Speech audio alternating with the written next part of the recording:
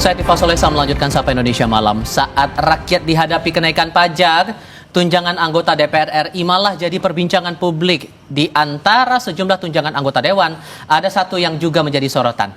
Tunjangan pajak penghasilan alias PPh 21 yang dibebankan negara. Kami diskusikan ini bersama para narasumber.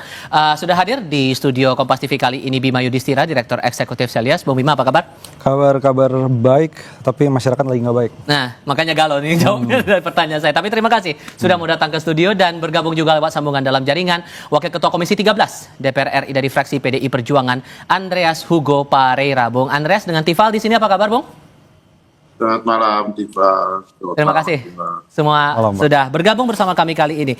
Bung Bima, saya paham bahwa sebetulnya kan kalau tunjangan PPh 21 ini aturannya sudah keluar dari tahun 2010. Keluar dari SE Setjen DPR saat itu, beban besarannya itu 2,6 juta per bulan. Tapi yang membuat akhirnya jadi perbincangan karena banyak tunjangan yang pada akhirnya keluar tuh, termasuk tunjangan rumah bagi anggota Dewan 50 juta. Dengan keluarnya aturan ini sudah lama, tapi ekspresi yang dikeluarkan publik sekarang ini terlihat seperti sekarang ini, baik itu di dunia nyata maupun dunia maya, cukup beralasan tidak menurut Anda?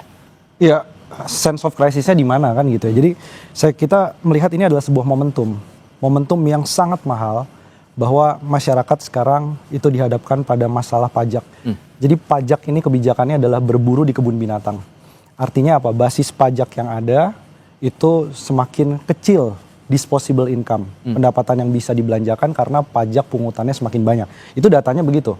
Nah, kenapa momentumnya sekarang? Karena melihat bahwa satu, kan ada ide, ada tunjangan perumahan, kemudian ada ide kenaikan untuk tunjangan beras misalnya gitu ya. Itu yang memantik masyarakat akhirnya mulai melihat. Dan kita juga sebagai lembaga riset ini melihat, ini kelihatannya ini momentum bagus nih. Untuk bilang bahwa sudah terlalu besar. Kalau di total bukan cuma gaji, tapi juga tunjangan. Dan untuk khusus DPR di Indonesia itu ini anomali karena apa tuh? 30 kali ya, sekali lagi ya, 30 kali lebih besar daripada rata-rata pendapatan masyarakat Indonesia.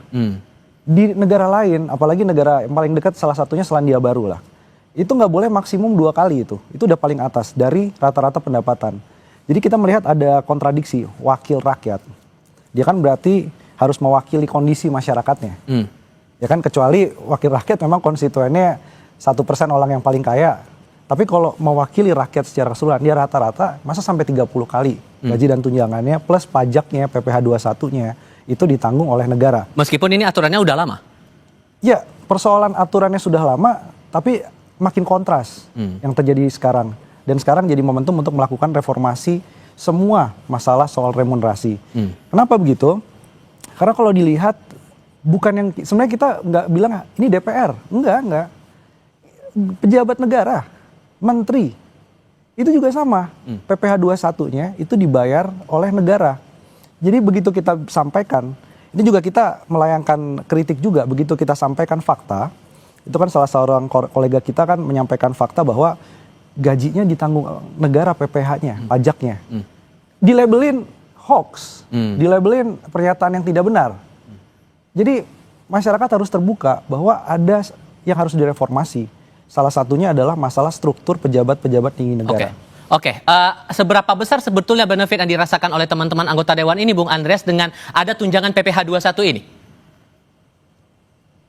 Mas Tifa, saya sejak tahun 2005 saya di DPR, saya tidak pernah memperhatikan juga urusan kayak seperti ini. Gitu. Artinya kita kerja, kita jadi anggota DPR tiap hari, tiap bulan ada transfer yang masuk. Sementara yang berkaitan dengan gaji, berkaitan dengan pajak dan yang lain-lain, tunjangan dan yang lain-lain itu, ya itu wilayahnya Kementerian Keuangan yang memutuskan itu, dan kita ya menjalankan apa yang ada. Saya ingat tahun 2005 ketika masuk itu kita dapat berapa ya, total itu 27 kalau nggak salah, dengan potongan partai, potongan fraksi, ya jumlah take home pay-nya sekitar 15-16an. Memang kemudian kenaikan itu, dan sampai sekarang saya tidak terlalu banyak memperhatikan itu. Kita jalan kerja aja gitu. Dalam arti ya memang itu wilayah yang apa ya, yang sekarang kita didiskusikan, misalnya muncul yang terakhir soal tunjangan perumahan gitu. Ya yang sebelumnya memang nggak ada gitu, karena dapat rumah jabatan. Gitu. Tapi dengan banyaknya suara-suara di publik sampai sekarang ini, Anda bersama dengan teman-teman PDIP gimana ngeresponnya?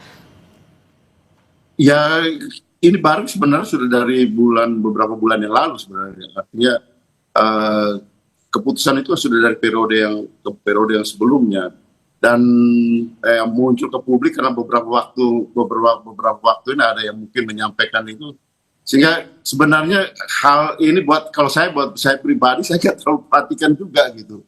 Kita kerja sibuk dengan urusan-urusan yang lebih banyak berkaitan urusan ya day to day politics yang ada di masyarakat di daerah. Tapi masa yang nggak mengetahui ada tunjangan berapa apa aja benar yang bakal didapatkan?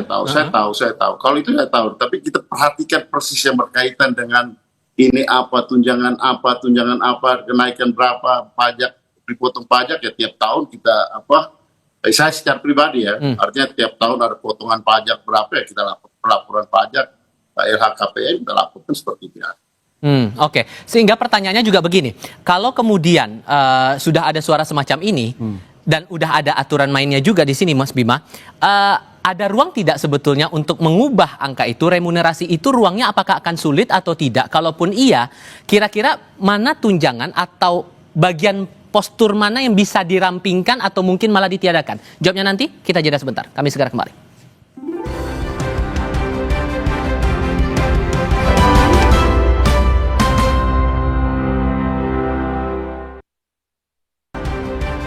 Saya harus kasih giliran ke Bung Andreas dulu sebelum ke Mas Bima. Bung, begini, karena kan banyak suara juga nih sekarang berkeliaran di media sosial terutama, ini tidak sesuai dengan semangat efisiensi pemerintah, kemudian tidak peka dengan kondisi beberapa daerah yang naik pajak bumi dan bangunannya sampai 1000%, bahkan ada yang bilang begitu. Dari teman-teman Anda, setidak-tidaknya dari fraksi PDI Perjuangan, apakah ngerasa tunjangan yang didapatkan saat ini masih ada yang bisa dirampingin atau malah ditiadakan, atau justru malah ya mending dengan angka yang sekarang aja? Ya itu tadi, Tifa. Artinya apa? Kalau saya secara pribadi, kalau memang juga tidak terlalu banyak dibicarakan, kita lagi banyak sibuk dengan pembicaraan yang lain sih. Ketika saya masuk di DPR, saya tidak pernah tanya juga gaji saya berapa gitu. Dan ketika ya di dalam perjalanan ini kan sejak 20 tahun yang lalu.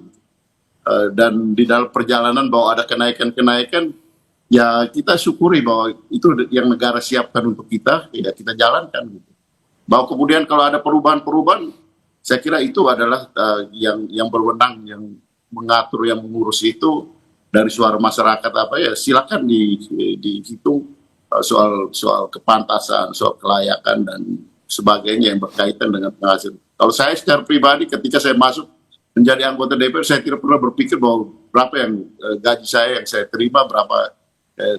Tapi ketika menghitung, karena dulu ketika saya sebelum menjadi anggota DPR profesi saya sebagai dosen di kampus, ya saya lihat waktu itu kita hitung hampir sama banyaknya gitu. Tahun 2000-an gitu, tahun 2005 gitu. Tapi ya dalam perjalanan waktu ada kenaikan, ya kita syukuri aja gitu, dalam bahwa ada negara menyiapkan anggaran-anggaran yang termasuk tunjangan-tunjangan yang ya mungkin sekarang jadi menurut pendapat banyak orang begitu banyak dan menjadi berlebihan. Tapi juga ya pengeluaran di sebagai politisi itu juga lumayan banyak, yang banyak hal pengeluaran yang juga di luar hitungan seperti orang yang mempunyai gaji tetap dengan pengeluaran yang tiap hari harus kita lakukan. Jadi sehingga sederhananya dengan nominal sekarang cukup lah ya, atau merasa ada yang perlu dirampingin lagi nih, Bang? Kenapa? Perlu ada yang dirampingin lagi nggak? Kalau itu relatif. Kalau kita di politik itu bagaimana memanage, banyak juga politisi yang setelah tidak menjadi politisi lagi, kembali pulang pokok gitu, modalnya kembali. Kenapa? Karena memanage kehidupan itu di dalam politik itu beda dengan ketika kita memanage sebagai ya pegawai yang mempunyai gaji tetap atau pengusaha gitu. Di politik ya beda situasi memanage keuangan itu.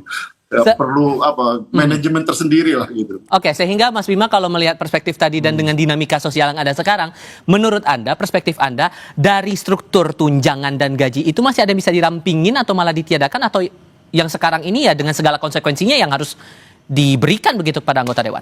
Iya, jadi mau dibandingkan dengan misalnya garis kemiskinan. Kalau anggota DPR mewakili orang miskin, garis kemiskinannya berapa? 600.000 per orang per bulan versus 100 juta. Ya.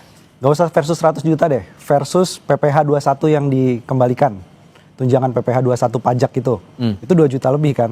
Jadi dari pajaknya aja satu orang anggota DPR itu bisa menghidupi 3 orang miskin. Baru dari pajak PPh 21-nya. Jadi 600.000 versus semua tunjangan gaji 100 juta per bulan, itu nggak adil. Kemudian kalau dibandingkan, oke, karena tinggal di Jakarta, gedung DPR-nya di Jakarta, nggak boleh jauh dari Jakarta. Jadi dari Jakarta itu rata-rata biaya hidupnya itu sekitar 14 juta per orang. Sama 100 juta, itu gapnya pun masih besar.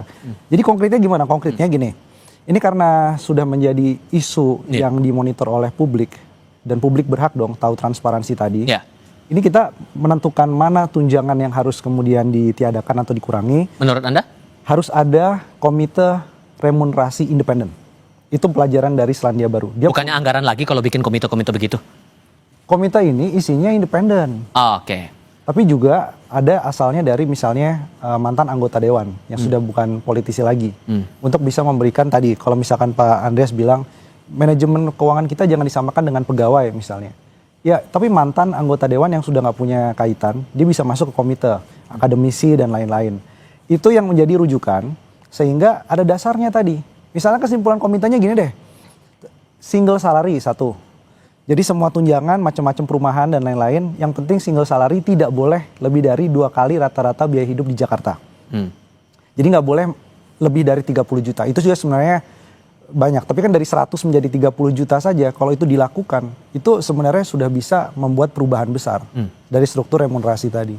Oke, sehingga kalau menurut Anda perlu ada badan lagi, itu kan prosesnya pasti akan panjang lagi. Sementara kalau kita lihat yang ada struktur sekarang ini, versi Anda, mana yang bisa dipangkas atau bisa dirampingin? Yang sekarang yang bisa dipangkas ya, 50 juta per bulan dari perumahan. Padahal rata-rata itu di Jakarta itu 800.000. Berarti artinya jangan terlalu gapnya terlalu jauh. 2 kali itu maksimum sekali. Itu per bulan. Ya, nanti dapatnya kos-kosan dan lain-lain. Katanya wakil rakyat. Jadi harus diturunin juga tuh gaya hidupnya untuk kepentingan itu. Kemudian apa? Tunjangan beras dan lain-lain itu hapus. Tunjangan yang tidak ada kaitan langsung misalnya. Kalau ada tunjangan listriknya lagi, itu coret. Jadi dari struktur tunjangan ini yang sebenarnya bisa direvisi. Momentumnya apa? Kalau menunggu komite itu bisa, tergantung Kementerian Keuangan.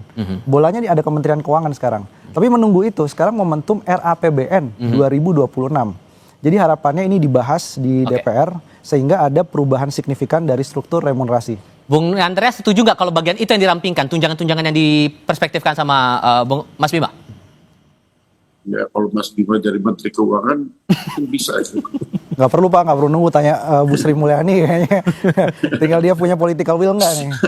Tapi kalau menurut Anda gimana Bang Andre? Ya itu tadi yang saya katakan tadi bahwa ya kebijakan itu ada di Kementerian Keuangan, mereka yang mengatur itu. Kalau saya sebagai anggota DPR kita terima apa yang sudah diputuskan. Oke. Tapi sekarang yang jelas adalah ini masih akan jadi diskursus, tinggal kepekaan masing-masing saja untuk mencermati itu semua. Bung Andreas, Mas Bima, terima kasih banyak sudah mau hadir dan bergabung dalam diskusi kami kali ini. Sehat selalu semuanya. Selamat malam. Selamat malam, terima kasih. Oke, selamat malam.